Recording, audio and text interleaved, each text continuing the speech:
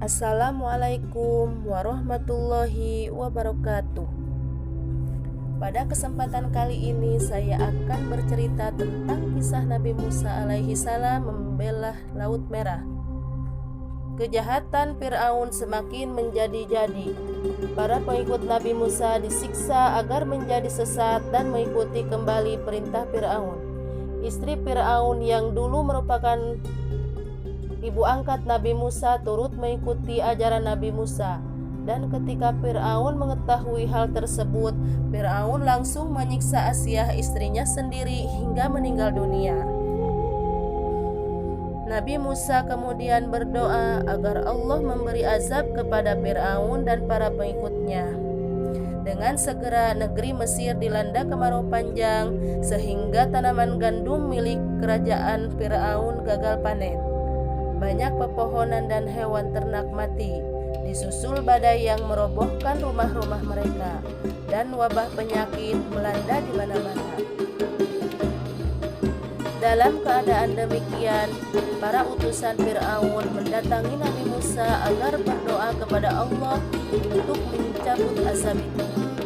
Nabi Musa akan bersedia berdoa jika Fir'aun berjanji membiarkan kaum Bani Israel pergi dari Mesir bersama Musa.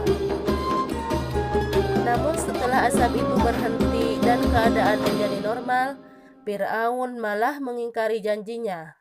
Kaum Bani Israel yang menjadi buruh, budak, dan sebagainya tetap diperintahkan untuk bekerja paksa di Mesir. Dan para pengikut Nabi Musa masih banyak yang disiksa. Kemudian datanglah wahyu dari Allah agar Musa mengajak kaumnya pergi meninggalkan Mesir. Mereka berangkat secara diam-diam di malam hari agar tidak diketahui oleh Fir'aun. Namun pada akhirnya Fir'aun tetap mengetahuinya.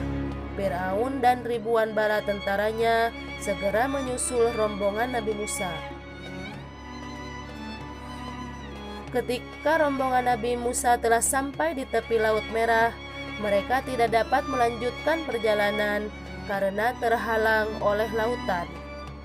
Para pengikut Nabi Musa menjadi panik karena Fir'aun bersama bala tentaranya dari kejauhan sudah tampak bersiap akan membunuh mereka semua. Jangan takut, Allah Subhanahu wa Ta'ala bersama kita, kata Nabi Musa sambil memukulkan tongkatnya ke laut. Seketika itu juga Laut Merah terbelah dan memberikan jalan kepada Nabi Musa beserta kaumnya. Para pengikut Nabi Musa segera berjalan di tengah-tengah laut yang terbelah itu.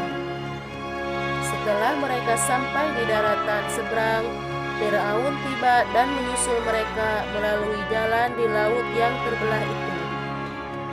Namun ketika Fir'aun dan para pengikutnya sampai di tengah-tengah, mendadak laut yang terbelah itu menutup kembali.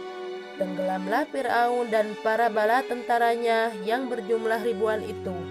Semua binasa tanpa tersisa.